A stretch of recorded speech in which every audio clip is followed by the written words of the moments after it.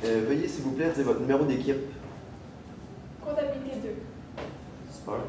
Donc, vous avez 15 minutes pour la présentation. Je vous montrerai le temps restant aux 7, 4 et 2 minutes ainsi qu'aux 30 secondes restantes. Je ferai le décompte des 10 dernières secondes avec mes doigts et j'afficherai un carton indiquant à la fin de votre présentation. La période de questions d'une durée de 5 minutes chronométrée suivra. Après les 5 minutes, j'annoncerai la fin de celle-ci. Si vous êtes en train de répondre à une question, veuillez brièvement conclure. Vous ne devez en aucun temps dévoiler la provenance de votre cégep sous peine de disqualification immédiate. À tous les observateurs, le silence sera demandé tout au long de la présentation et de la période de questions. Si vous désirez applaudir, vous devez attendre la fin de la période de questions. Vous ne devez en aucun temps dévoiler la provenance de l'équipe qui présente. Aucune entrée ni sortie de la salle ne sera permise durant la présentation ou la période de questions. Veuillez éteindre la sonnerie de vos téléphones. J'inviterai maintenant les juges de se présenter et vous pourrez par la suite écouter votre présentation. Bonjour, moi c'est Chloé Bourgourassa, je suis conseillère en audit financier de l'Encadrement général du Québec. J'enseigne aussi les normes comptables. Bonjour, Patrick Benjamin, je suis associé en fiscalité chez Groupe RDL, chargé de cours à l'UQTR, et aujourd'hui je suis représentant de l'Ordre des CPA du Québec. Salut, Guillaume Benjamin, technicien comptable chez Groupe RDL. Bonjour, directeur principal en certification, également au bureau de Groupe RDL. Bonjour, c'est Pascal Ramzine, je suis associée chez PRP.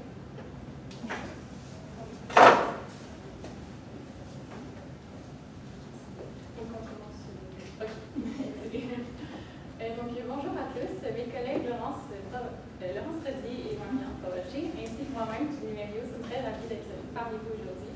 Nous tenons particulièrement à vous remercier également d'être ici et de votre confiance envers nous concernant le mandat de votre entreprise.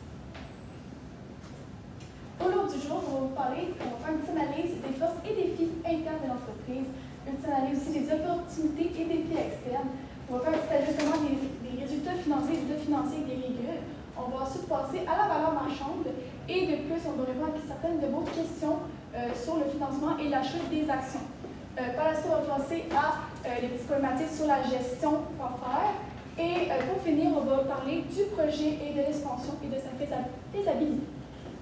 En commençant par l'analyse de l'entreprise, tout d'abord, pour les forces, nous avons remarqué que votre boutique est connue nationalement.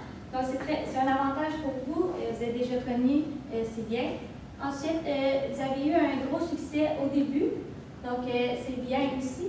Ensuite, nous avons compris que Charlotte veut mettre son empreinte rapidement à l'entreprise. Donc, on voit qu'elle est vraiment investie et qu'elle veut vraiment poursuivre l'entreprise de sa mère. Ensuite, les vêtements qui respectent le développement durable, c'est une force puisque, bon, nous allons en parler un petit peu plus tard. Ensuite, comme défi interne, nous avons trouvé que le changement de poste, donc ça peut être à surveiller, le changement de poste de directeur, ça peut jouer dans l'entreprise sur les employés, donc à voir. Ensuite, le contrôle interne est à travailler pour ce qui est la gestion de la paie et pour le suivi des immobilisations. On va continuer avec les opportunités de l'entreprise. La nouvelle gestion peut emmener de la nouveauté à l'entreprise, des nouveaux clients. Exact. Ensuite, les jeunes aujourd'hui apportent beaucoup d'importance au développement durable. Donc, le fait que Charlotte va amener des vêtements intéressants pour le développement durable, qui respectent, c'est très bien, c'est une opportunité pour avoir plus de clients. Ensuite, il y a aussi des subventions de la part du gouvernement pour ce qui est des entreprises qui respectent le développement durable. Et pour ce qui est des défis externes, les friperies, ils vendent des vêtements moins chers, souvent bien vendus, donc c'est à surveiller. Et le taux directeur est très haut à 5 %. Pour l'ajustement des états financiers, le premier taux qu'on a remarqué, c'est les comptes clients. Donc, vous dites que 30 de vos comptes clients doivent être radiés en fait et doivent être enlevés de vos comptes clients parce qu'ils ne vous rembourseront jamais. Donc, on a mis ça comme dans un compte de créance irrévocable dans les charges. Ça respecte le principe comptable de rapprochement des produits et des charges. De plus, le deuxième truc que vous nous avez parlé, c'est en rapport au stock. Vous êtes à la consigne pour une de vos amies, donc en fait, vous avez mis les 25 000 dans vos stocks, vous ne les avez pas encore reçus. Donc c'est pour ça qu'on a enlevé les stocks, on les a crédités et on les a mis dans le produit à recevoir parce que vous allez recevoir par la suite. C'est le principe de rapprochement des produits de charge encore une fois. Donc, concernant les frais rapportés de la publicité dont vous avez parlé, vous aviez parlé qu'on a calculé l'amortissement réel qui est de 29 000, puis quand nous avons regardé dans les états financiers, ils étaient directement de 29 000 et concernant la note de l'audit était de 26 000. Donc, on n'était pas sûr s'il y avait un petit manque de communication, un manque de frappe à quelque part. Donc, on l'a laissé comme ça puisque c'était parfait. Concernant les immobilisations, vous nous avez parlé comme quoi il y a un évaluateur qui avait il avait réévalué le bâtiment et le terrain. Pour répondre à votre question, pour pouvoir bien appliquer le principe comptable du coût d'acquisition, en fait, on ne peut pas modifier le prix dont l'évaluateur vous a parlé, puisque ça ne correspond pas à ce principe comptable. Cependant, ce montant-là, vous pouvez l'utiliser par la suite si vous voulez revendre votre bâtiment ou votre terrain. Pour continuer, vous aviez un amortissement de billets qui était de 50 000 $, donc on l'a divisé par 6 ans, puisque c'était concernant 2022, qui nous faisait 8 000, donc amortissement des billets à 8 000 au débit, puis les billets au crédit de 8 000, qui respectait le principe des rapprochements des produits et des charges. Concernant l'entretien et réparation, vous les avez donnés en détail. On a vu qu'il y avait un compte qui n'irait pas là concernant les tapis. Des tapis et des cadres, en fait, c'est vraiment des décorations. Voilà, concernant ceux-ci, on les mettrait dans autres au débit de 15 000 et on les enlèverait des entretiens de réparation pour pouvoir respecter le principe de la bonne information. Donc, en fait, tous ces régules-là ont été mis dans les états financiers que vous avez ici. Ces états financiers-là, l'état des résultats, c'est celle qu'on s'est basé pour faire l'analyse pour le montant de revente de l'entreprise. Donc, pour le montant de la valeur marchande de création, on s'est basé sur le PAIA. Donc, comment on a fait, c'est qu'on a utilisé la même formule que dans l'annexe qu'on avait. Donc, on a remplacé avec l'état des résultats qui était régularisé et ça nous donne une valeur d'entreprise de 182 640. À prendre en compte qu'on a aussi rajouté le 115 000 qui était versé à la directrice, mais qui était en mode dividende, donc qui n'était pas encore mis en charge dans vos états financiers. Donc, en fait, pourquoi cette méthode est bénéfique? Donc, premièrement, pourquoi cette méthode-là? Ça peut être très utile pour la rentabilité future d'entreprise généralisée. Donc, en fait, ça donne une bonne vision de dans 5 ans ou dans le futur, l'entreprise, c'est quoi sa rentabilité? On ne peut pas juste se baser sur ses actifs, sur ses dettes, parce que ça ne donne pas un vrai portrait global de l'entreprise. Donc là, on peut vraiment voir dans le futur, et c'est souvent une méthode très, très souvent utilisée pour ça. De plus, vous avez parlé de l'achat des actions. Premièrement, non, il n'y a pas de possibilité de payer le prix des actions à même les fonds, vu que nous avons 182 640 qui était la valeur marchande de l'entreprise. Cette année, on vous propose deux solutions. La première, une avance de votre mère avec un paiement sur 5 ans. Beaucoup d'entreprises font ça. Donc, voir avec votre mère, y a-t-il une possibilité qu'elle fasse un emprunt ou une avance de ce montant-là pour quand même pouvoir payer l'entreprise et être actionnaire principal? Sinon, si votre mère s'étend moins, deuxième option, demandez l'emprunt bancaire. Il y a beaucoup d'entreprises et beaucoup de banques qui sont très généreux et qui sont présents pour les entreprises, quand même qui sont là pour offrir un bon taux. Donc, reste à voir le taux de votre mère comparé au taux de la banque et le taux directeur, quelle option est la meilleure et en vaut le plus la peine pour vous.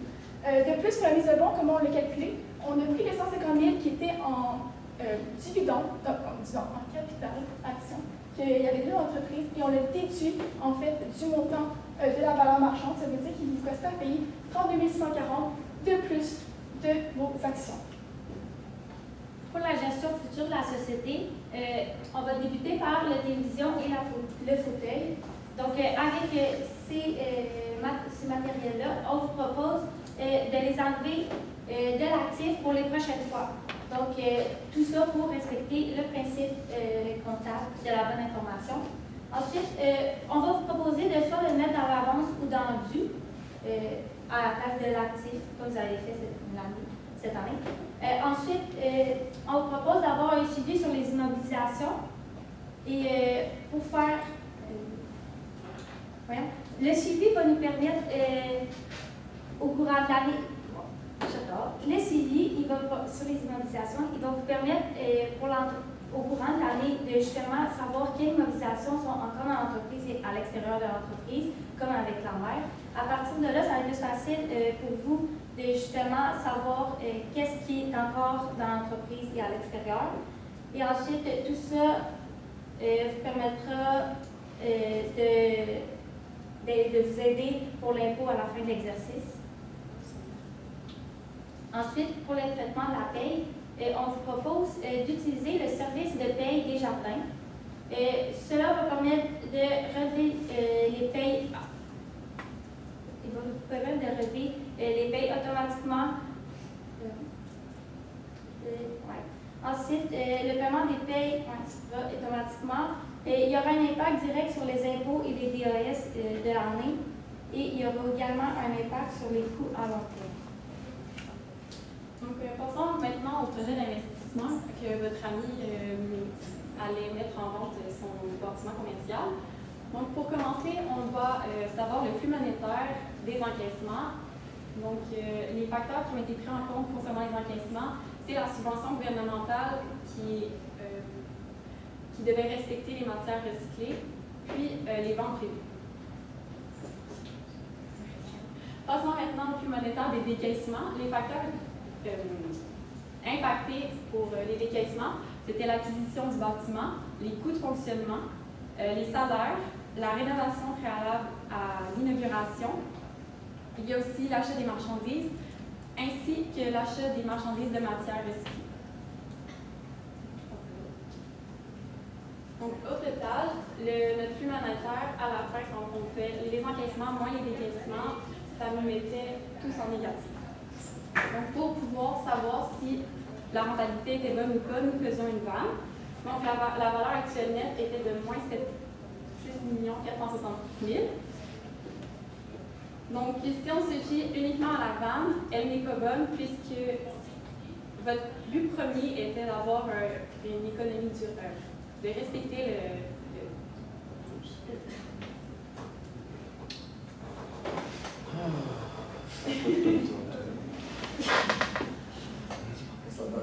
non, c'est pas.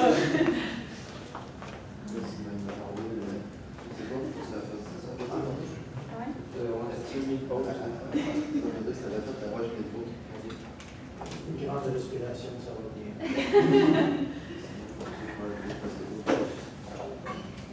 C'est des choses qui arrivent. Oui. Ça arrive plus souvent qu'on pense. Oh, ouais. Ben, ça arrive aussi en bas quand on est en train de résoudre. Pas vrai? Ben, c'est pas autant, mais c'est comme une. Ah, vous avez déjà de l'expérience. Ouais.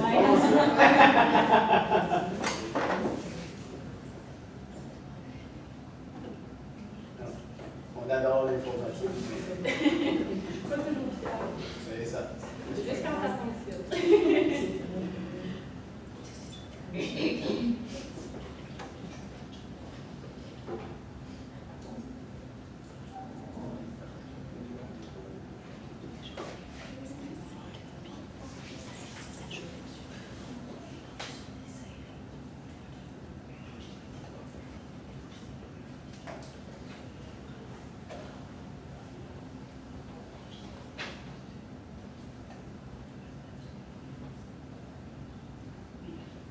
Je sais pas si c'est juste ça ici ou si c'est juste.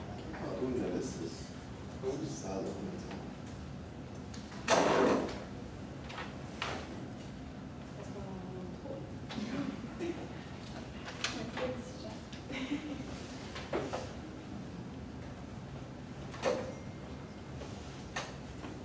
Vous avez commencé à quelle heure à rédiger le spectacle? 7h55. Et vous étiez collègue dans le QG à quelle heure? Dans le... Il n'y avait pas d'isolement. Ah, pas d'isolement. Non, ça a commencé à 8h15, l'isolement obligatoire pour tous les On a été collés juste avant. Ah. C'est parfait.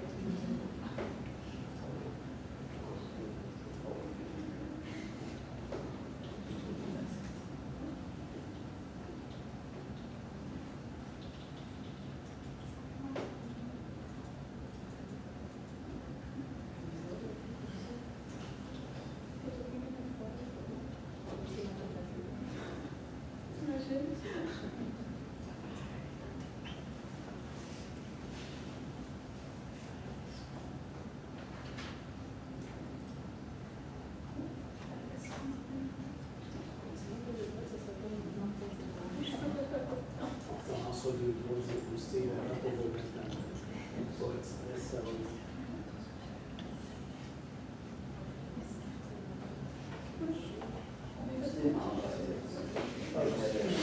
Quand ils disent qu'il y a un bug au bureau, là, on se regarde, on se dirait qu'on ne sait plus quoi faire. Ben non, parce que tu as besoin de mon dit, tu ne peux pas le faire en main. C'est arrivé une couple de fois, tu sais, en faisant, on a manqué d'électricité, je ne sais pas si c'est parce que c'était au bureau, on tombe dans le noir, puis l'informatique. Je l'ai passé, mais ça se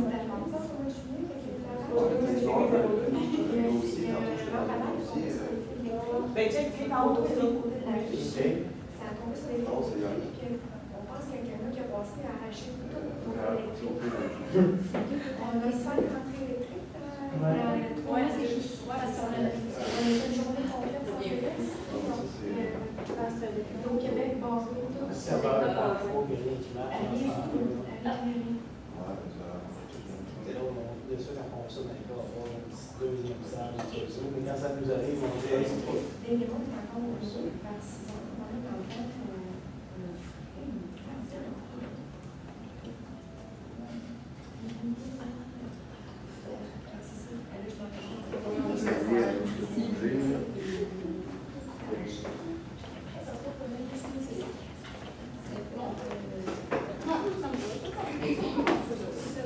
Mais on peut recommencer de là pour que ce soit dans le bain, c'est bien correct, mais on n'en tiendra pas compte dans le temps aussi de tout ce que vous avez dit là-dessus.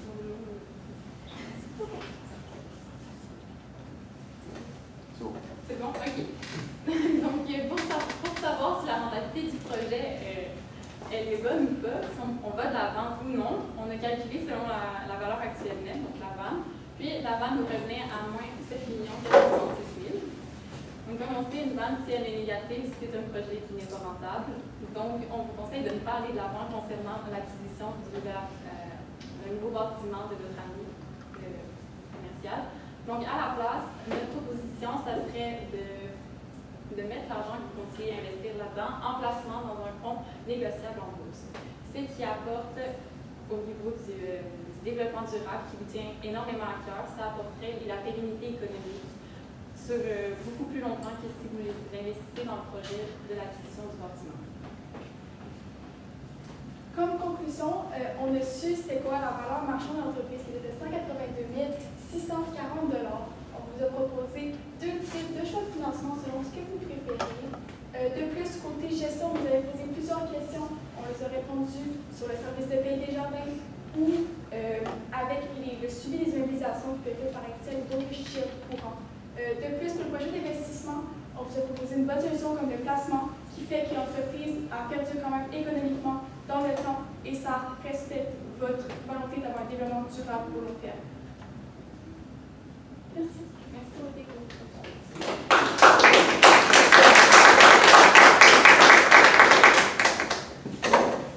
Si je peux me permettre, est-ce que vous pouvez revenir en arrière à votre calcul du bénéfice avant impôt?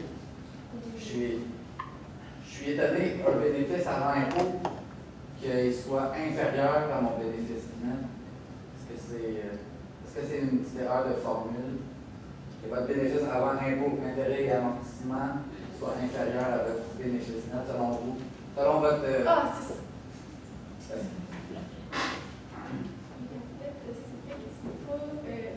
C'est sûr qu'en fait, l'affaire là-dedans, c'est qu'on n'a pas.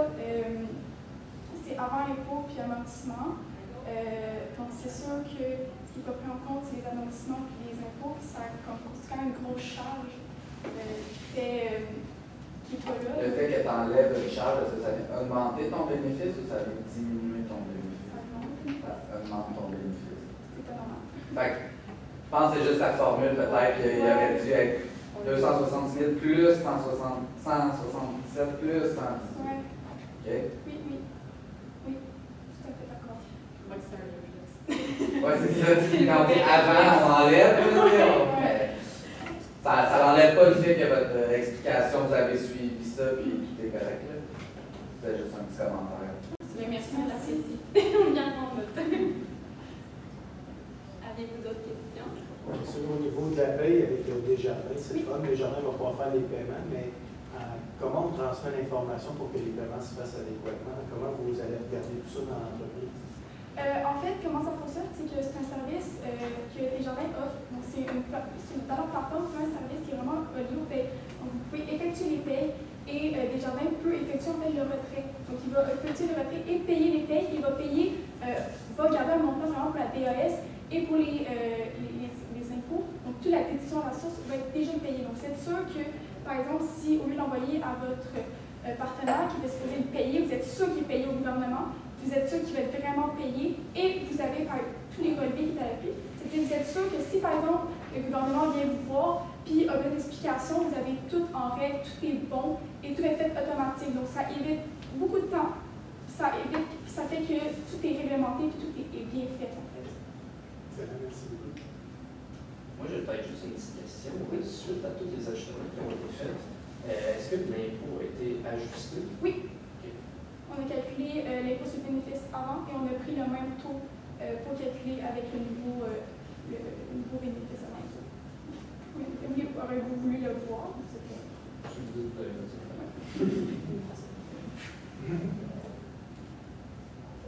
Moi, j'aimerais une question. Dans le fond, je suis pas contente que vous avez fait la vanne sur 10 ans. Qu'est-ce qui justifie cet horizon temporel-là? Y a-t-il Charlotte qui parlait de 20 ans? La banque Pardon, je ne l'ai pas expliqué, Noémie. Donc, en fait, au début, elle parlait comme quoi ça serait sur 5 ans, ce serait un bon changement. Donc, je l'ai fait jusqu'à 5 ans. Puis, par la suite, elle disait qu'à la 6e année, les ventes allaient diminuer. Donc, d'où mon calcul de 6 à 10 ans. Puis, je me suis arrêtée à 10 ans, puisque 20 ans, je trouvais que ça allait être énorme comme tableau. Puis, je pensais que ça restait quand même représentatif, que ce soit 10 ou 20 ans. Comment ça n'influencerait pas la décision des gens-là de connaître jusqu'à les 10 prochaines années? Non, parce que ça n'aurait pas changé au niveau du flux monétaire.